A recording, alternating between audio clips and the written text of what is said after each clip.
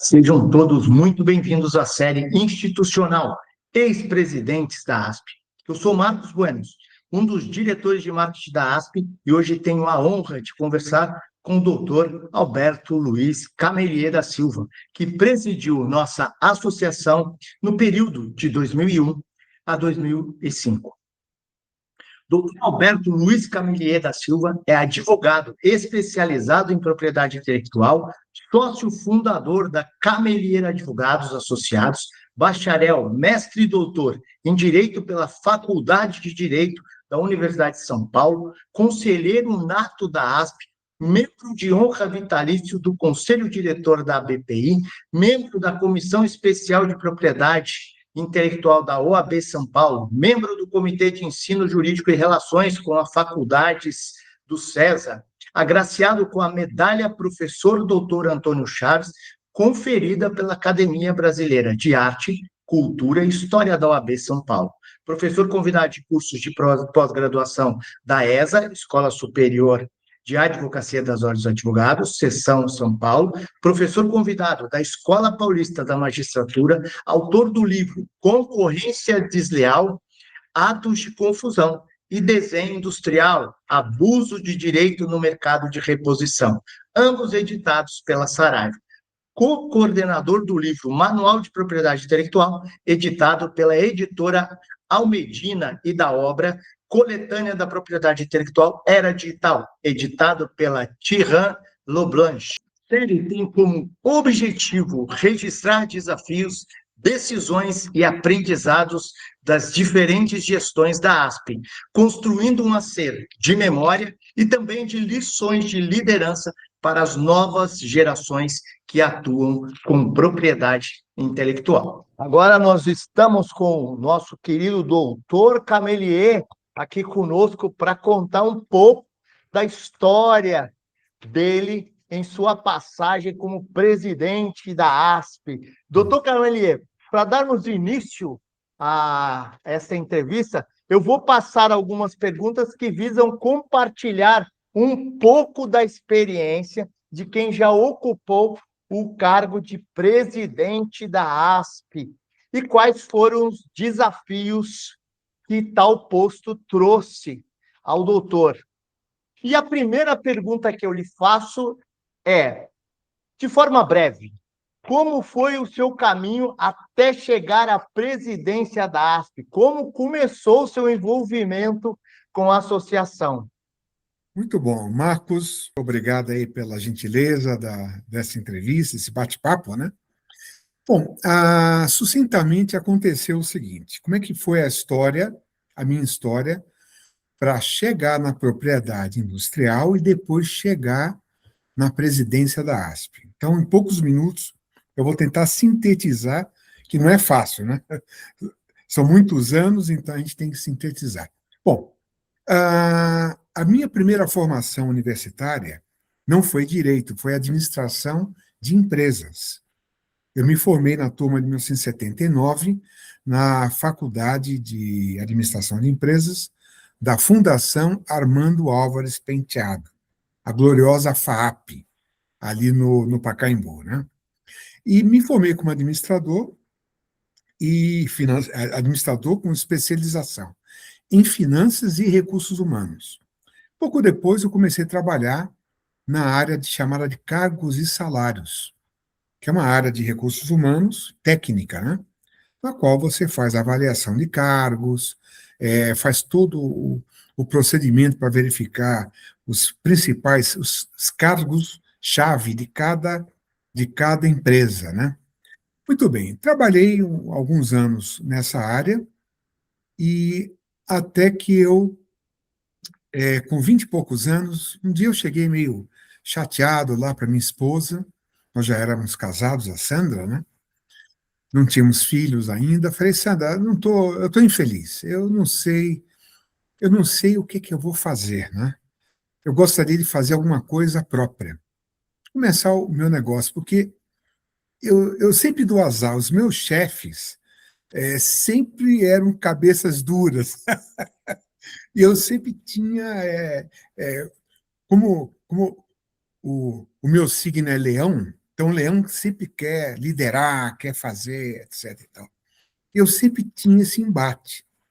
Aí, um belo dia, num fim de semana, conversando com um cunhado meu, ele era já é falecido, ele era sul-africano. Na verdade, ele nasceu em Moçambique, mas trabalhou a vida inteira na África do Sul. Então, ele tinha um português de Portugal, né? E ele falou de marcas e patentes. Por que você, Alberto, não vai procurar saber o que é marcas e patentes? Porque eu tive essa empresa em Johannesburg e tal, não sei o quê. Bom, enfim, ele deu uma ideia. Eu falei, não faço a menor ideia do que é marcas e patentes. Aí o que eu fiz? Tirei férias do emprego que eu trabalhava como administrador de recursos humanos, e nessas férias eu fui procurar saber o que era marcas e patentes. Isso foi no ano de 1983. Então, aí o que eu fiz? Liguei para o meu livreiro, né, que eu conhecia desde a época da FAP, e falei, fulano, o que é que você tem de melhor de marcas e patentes? Isso por telefone, né? Eu no orelhão, e ele dá, um minutinho, deixa eu ver aqui, João da Gama Cerqueira, 2 volumes. Eu falei, quanto é? É tanto. Eu falei, manda para minha casa, tem meu endereço e tal, eu passo aí depois e acerto. Já me conhecia, né? Depois passei lá, acertei tudo direitinho. Aí chegou lá o Gama, João da Gama Cerqueira. Mas antes de começar, antes do livro chegar, eu resolvi procurar saber por quanto que era marcas e patentes. Aí eu peguei as páginas amarelas, né, e comecei a folhear marcas e patentes. Aí eu vi um anúncio de uma página da Mercúrio. Mercúrio, marcas e patentes. Aí depois, eu, como sempre fui do bairro ali do Planalto Paulista, também conhecido como Indianópolis, né? Eu sabia que ali tinha 2 escritórios de marcas e patentes. Um deles era do Custódio de Almeida e o outro do Tinoco Otávio Peroco. Eu falei, quer saber? E achei o da Mercúrio nas páginas amarelas. Aí eu falei, eu vou visitar essas 3 empresas. Aí não deu outra. Fui lá, maior cara de pau. Aí quando eu chegava lá, pois não, eles achavam que eu era cliente e falavam, eu não sou cliente, eu vou ser concorrente de vocês. Os caras me olhavam assim, esse cara tá louco, né? Eu falei, mas eu quero saber como é que é o ramo, não sei o quê. Uns torciam o nariz, outros não. Até que o doutor Custódio de Almeida, acho que o irmão dele, eu não me lembro o primeiro nome dele, mas o doutor Custódio de Almeida chegou para mim e falou assim: olha, meu jovem, é o seguinte, o ramo é bom, mas você vai ser mais um desses picaretas que estão aí na praça. Aí eu olhei para ele e falei, não, eu vou trabalhar direitinho. Aí ele riu e falou, tá bom, o ramo é bom, mas você tem que estudar muito. Eu falei, não, eu sei, eu vou estudar. Aí chegou o livro, né? Eu comecei a ler. Quando eu abri o João da Gama Cerqueira, 2 volumes, estava lá, História da Propriedade Industrial. Falei, opa, eu adoro história, né? Falei, que bom. Aí eu comecei a ler aquilo. Moral da história. Eu li aqueles 2 volumes inteiros e fui fazendo 1 milhão de anotações. Aí eu cheguei para minha esposa, Sandra, e falei, Sandra, seguinte, eu já fiz um estudo, eu era administrador, eu tinha uma ideia, uma noção de como organizar uma empresa, né? Eu falei, eu vou abrir um escritório, eles chamam de Agência de Propriedade Industrial. Sim, fui no INPI também. Fui conhecer o INPI, na época, salvo engano, o delegado era o doutor Romeu Tragante, e um senhor muito educado, me atendeu muito bem, me apresentou. Aí ele chegou para mim, o doutor Romeu, e falou assim: se você quer entrar na área, Alberto, você tem que conhecer os regulamentos, as portarias, os atos normativos. Eu só sei que eu saí de lá com uma apostila desse tamanho, tinha todos os atos normativos. Eu me lembro do ato normativo número 15, que era uma barbaridade, né? Enfim, eu saí com aquele catatal e passei aqueles dias de férias estudando, olhando, estudando, olhando, estudando. Aí eu cheguei para minha esposa e falei, vou abrir o escritório. E aí eu falei, bom, você fica com minha sócia, a Sandra, na época, era gerente da Editora Abril, não tinha incompatibilidade, ela checou, tomou cuidado, não é não é do ramo editorial, tudo bem, você pode ter empresa, desde que você trabalhe, não, você só sócia capitalista. Não? Aí, muito bem. E assim abri o escritório. Só que, um pouco tempo depois, eu comecei a perceber a dificuldade de entender algumas coisas, né? Por mais que você lesse os livros, as apostilas, sempre tinham dúvidas, né? Então eu ia lá, aborrecia lá o doutor Romeu com as minhas perguntas e tudo mais, e a questão de clientela, não tinha clientela nenhuma praticamente. Nesse momento é que você aciona a família, os amigos, não, eu conheço um que está com problema, não, eu vou te indicar, não sei o quê. E assim eu fui caminhando, né? Até que um dia eu cheguei atendendo um cliente, aí eu dei toda a explicação, porque eu já falava um português correto, já tinha um diploma universitário, né? Então, aquilo que eu aprendi com Gama Sequeira, eu falava como se fosse um advogado. Até que uma cliente chegou para mim e falou, você é advogado, né? Aí eu fiquei vermelho, falei, não, eu sou administrador de empresa. Ela fez, tá. Aí, nesse dia, eu cheguei tristinho em casa e falei para a Sandra, Sandra, eu vou ter que estudar direito. Não tem jeito, não tem jeito. Aí eu falei, mas não vou estudar em qualquer lugar, vou estudar lá no Lago São Francisco. Por que isso? Porque o meu irmão mais velho, muito jovem, entrou na Faculdade do Lago São Francisco em 1968. E nessa época, o Antonino tem 6 anos a mais do que eu, e nessa época eu tinha uns 12 anos, e ele ia muito no centro acadêmico, em 68, e eu ia com ele nos fins de semana para jogar xadrez. Né? Eu já tinha aprendido a jogar xadrez, então eu ficava jogando com a moçada lá, com os calouros, e eu via, olha, o DOPS, não sei o quê, cuidado, na época do chumbo, né? 1968, 68, 69. Eu admirava demais aquela faculdade, eu olhava aquelas arcadas, aquele mármore, aqueles vitrais, eu ficava encantado com aquilo.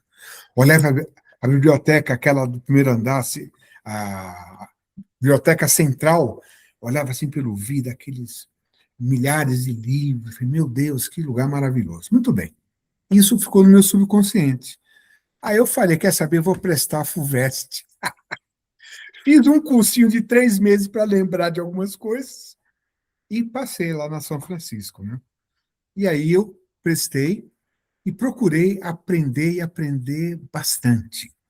Quando você entra com um propósito, você não entra para passar tempo. Você entra para absorver, Marcos, tudo aquilo que você pode.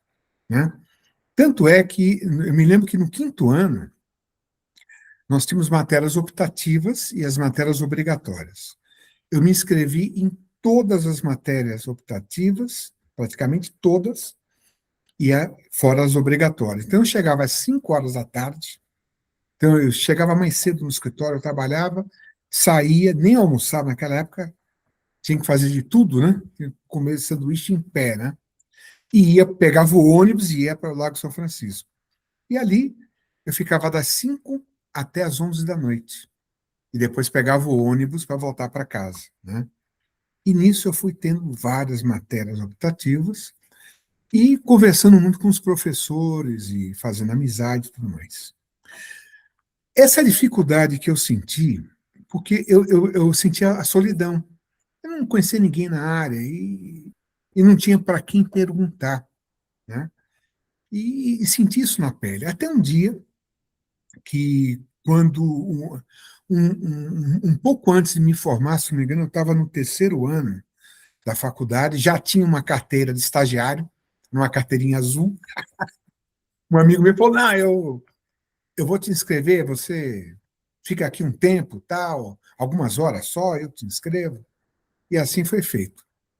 Então, eu já praticamente advogava com aquela carteira, né?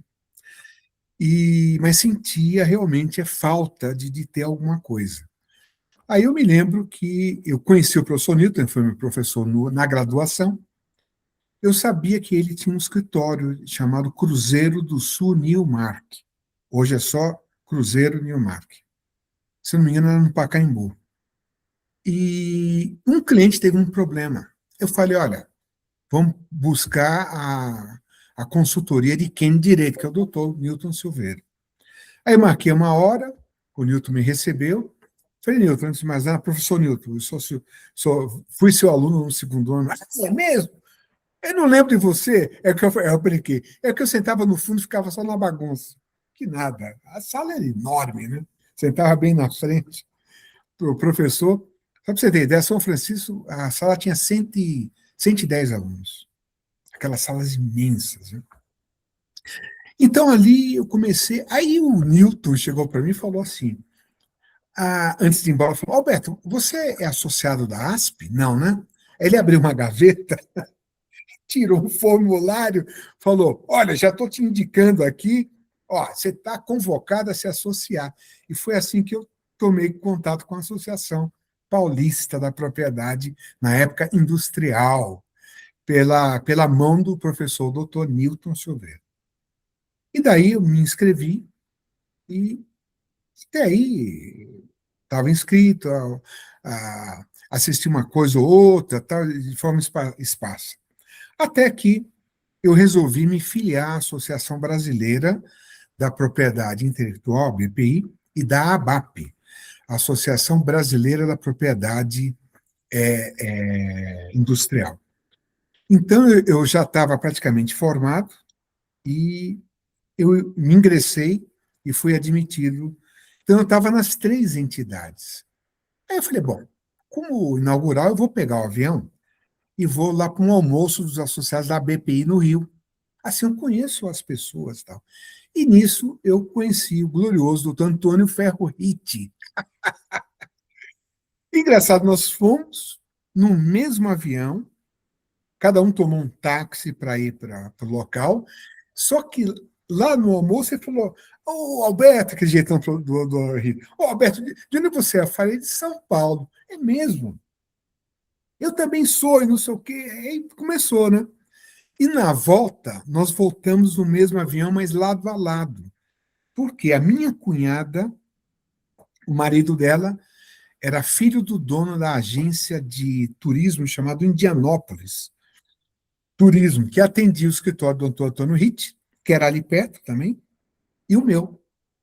Então, quando ela soube que o Ritt também trabalhava com marcas e patentes, sem me avisar, colocou a gente juntos na volta. Porque na ida estava lotado o avião, mas na volta conseguiu colocar juntos. Naquela época se marcava com antecedência o assento, né? Aí voltamos, maior papo, tal. Aí ele falou, Alberto, você é sócio da ASP? Eu falei, sou. Ele falou, olha, eu estou precisando de um diretor cultural. Você não quer ser diretor cultural? Eu falei, claro. Então tá bom, então vai ter um almoço onde os diretores se reúnem, eu vou te apresentar. Você conhece alguém lá? Eu falei, eu conheço de nome, conheço o professor Newton Silveira, de nome do Dr. Tinoco, tal. Eu basicamente só conheci esses dois. Então tá bom, então tal dia, tal hora esteja lá. Eu fui, né? Aí estava lá o pessoal, esse é o Alberto, tá? E almoçamos junto, conversando. Aí eu saí dali diretor cultural nomeado. E aí eu e o Antônio Ritt, que era o diretor secretário, por idealização dele, ele falou, vamos fazer uma espécie chamada grupo de estudo.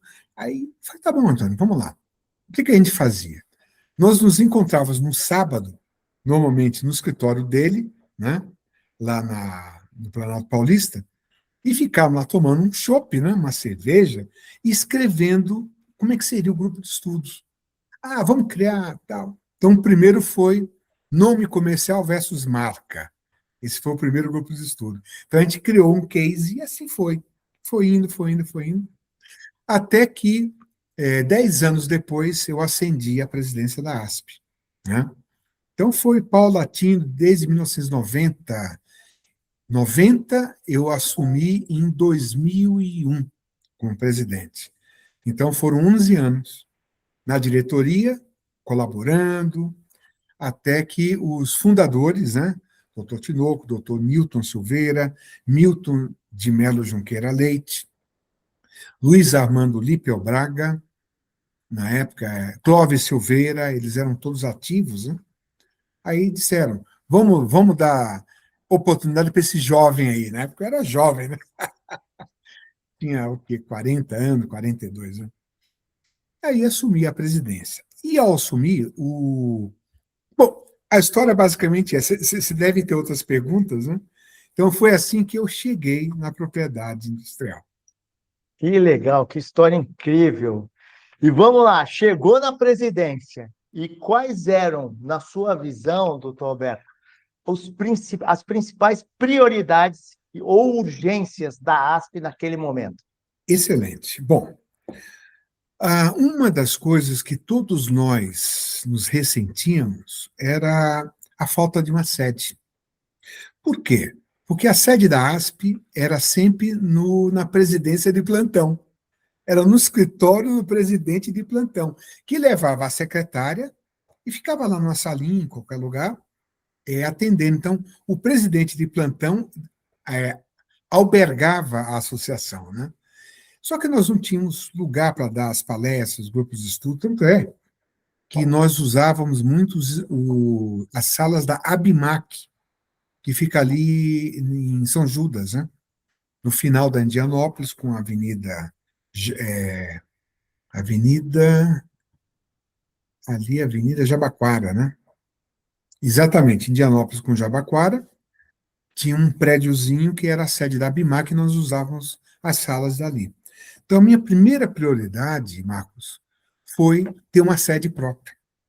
Então, aí comecei a olhar endereços, e sempre ao meu lado estava o doutor Tinoco, que é incansável, né? O doutor Tinoco é uma referência assim, em todos os sentidos. Aí eu ligava para ele, doutor Tinoco, tem um lugar em tal lugar, quer ir ver comigo? Ah, vamos lá, tal. Passa aqui e me pega. Eu passava, pegava ele, até que nós encontramos uma sede na Avenida Sena Madureira. Era uma sala espaçosa, 2 andares, tinha várias salas de estudos, e ali nós fixamos a Associação Paulista no ano de 2002. Eu não tinha nenhum ano, praticamente, de presidência, nós inauguramos a sede. E as cadeiras e o mobiliário, sabe como é que foi comprado? Através de um evento que nós fizemos, monstro, chamado Madrid, o registro, Protocolo de Madrid, o registro internacional de marcas. Isso foi em fevereiro de 2002. Eu assumi em junho de 2001, então eu tinha alguns meses só de presidência, né? E nesse encontro, ele derivou através de um almoço dos associados, que eu acabei inaugurando também, e nós passamos a fazer na Fiesp, lá no almoço era no salão, lá acho que é 15º andar do prédio da Fiesp, e sempre convidávamos o Horácio Laffer Piva, que, via de regra, comparecia, né? Isso por conta e graça de um trabalho incansável do nosso colega doutor João Marcos Silveira, que é filho do Milton Silveira. O João Marcos era meu diretor de comunicações, né? Acho que era esse o cargo dele, e ele conseguiu esse local na Fiesp, e estreitamos laços lá com a Fiesp.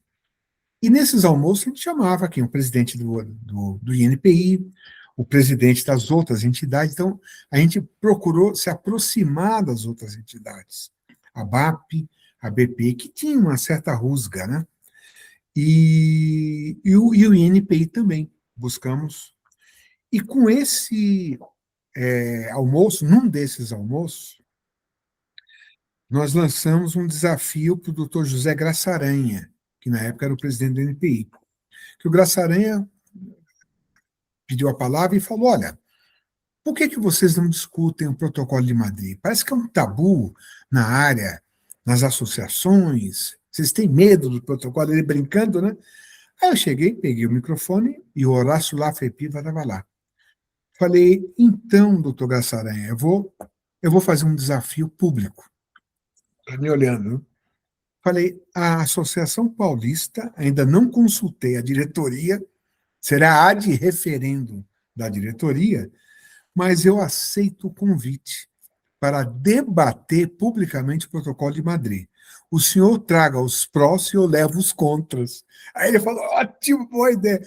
Aí o Horácio da FEPIVA pediu a palavra e falou, e será aqui na Fiesp. Eu já estou liberando a casa para fazer no auditório master, se eu não me engano, no primeiro andar. E assim foi feito. Rapaz, nós cobramos. Entrou tanto dinheiro, porque lotou. Acho que tinha umas 300 pessoas lá. E com esse dinheiro eu comprei todo o mobiliário da associação, as cadeiras, tudo que precisava para organizar lá as coisas. Então, basicamente, esses eram os desafios. E um desafio também era contador. Nós não tínhamos contador próprio.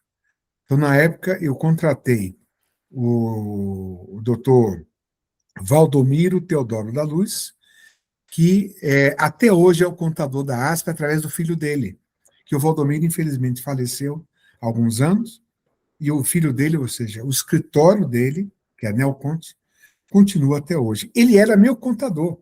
Então, eu falei, eu vou levar alguém da minha confiança. Então, a Neoconte até hoje é minha contabilidade externa, e a ASP teve o prazer de contar com o trabalho dele, que organizou os números, organizou a questão da inadimplência e tudo mais, e a associação passou a flutuar, né, no azul. Antes estava sempre no vermelho. E assim foi. Mas tinha que ser na mão de um administrador também, né? Ajuda bastante. Tá vendo como o background, às vezes, a gente faz toda a diferença na atuação, né? E toda gestão tem seus desafios. Quais foram os principais obstáculos que você enfrentou como presidente da ASP? Perfeito. O principal obstáculo era ter o reconhecimento da capacidade técnica dos dirigentes e associados da Associação Paulista e fazê-la como uma referência na área de propriedade intelectual. Porque tinha aquela questão, Marcos, mas a Associação Paulista, vocês são de São Paulo e não sei o quê. Só que tem um detalhe, São Paulo é São Paulo, né? Sem nenhum demérito a estado algum, eu sou filho de baianos, né? Então, filho de baiano, baiano é, né? Então, veja, é que São Paulo é o carro-chefe do Brasil. Então, tudo que acontece em São Paulo é uma referência. E não podia ser diferente com a Associação Paulista da Propriedade Intelectual, que na minha gestão eu mudei de industrial para intelectual também. E o desafio era ter esse reconhecimento não só dos seus pares, né? A BPI, a BAP e outras entidades, né? Como também o reconhecimento perante as entidades de ensino, como a USP, né? Faculdade de Direito da USP, tive contatos com a FMU, Mackenzie, PUC e outras entidades acadêmicas, né? Para fomentar justamente essa parceria. Fora isso, a Federação das Indústrias, a, a Junta Comercial, então, o desafio era esse, e principalmente o INPI. Porque até então o INPI via a nossa entidade como regional, até que percebeu o quilate que era a Associação Paulista da Propriedade Industrial por seus fundadores.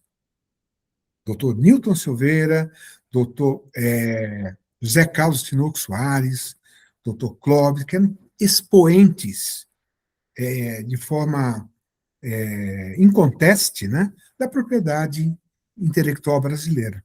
Né? Você vê que o doutor Tinoco é o nosso decano, né? É o decano da propriedade intelectual brasileira. Está aí, ativo aos 94 anos. Então, esse reconhecimento veio por parte do INPI, e eu achei isso fantástico, porque toda vez que nós tínhamos um evento de porte, o INPI era convidado e comparecia. Perfeito, doutor.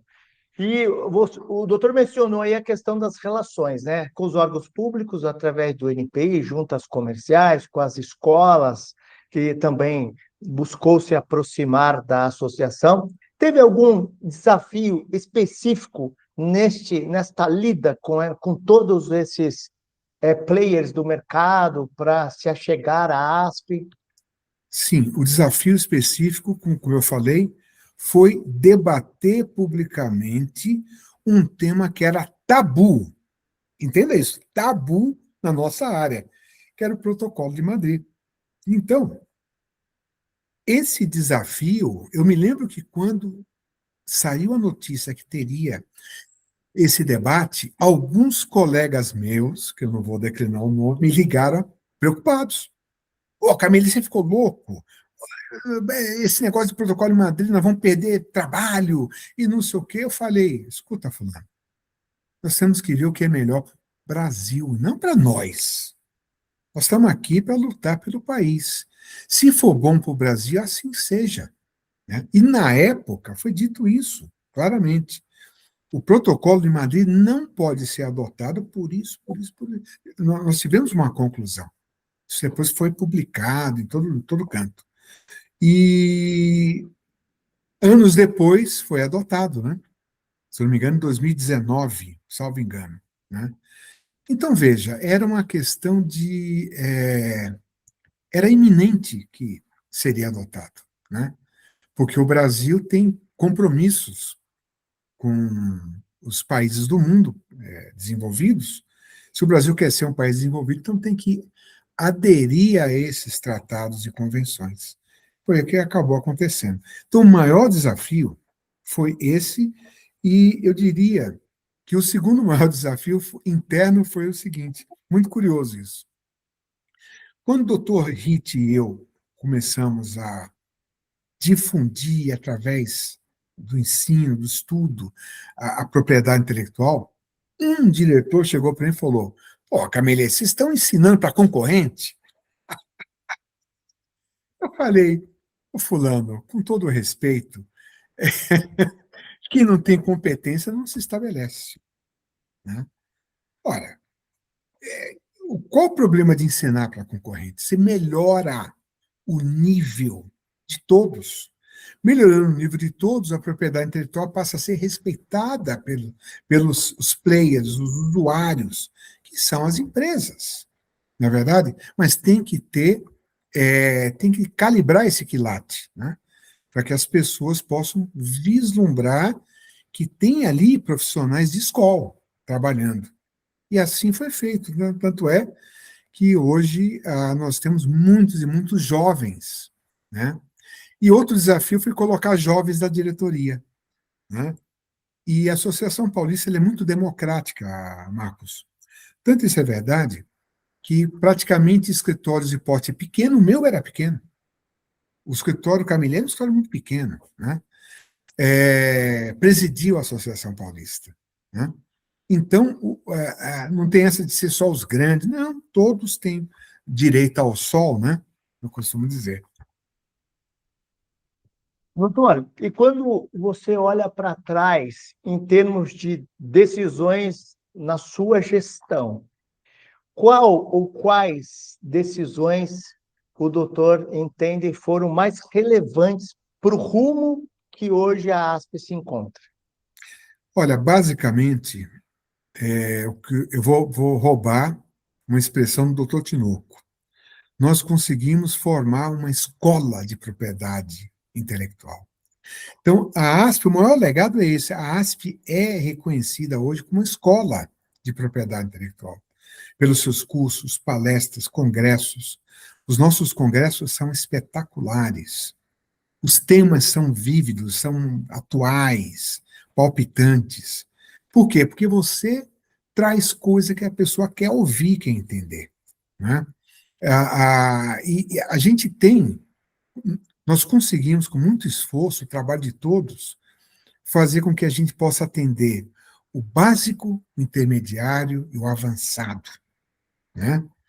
Então, nós conseguimos fazer dela uma escola de propriedade intelectual, que sempre foi o sonho do seu fundador, os doutores Tinoco, doutores Newton Silveira, professores de escola, né, que sempre sonharam com isso. E hoje é uma realidade.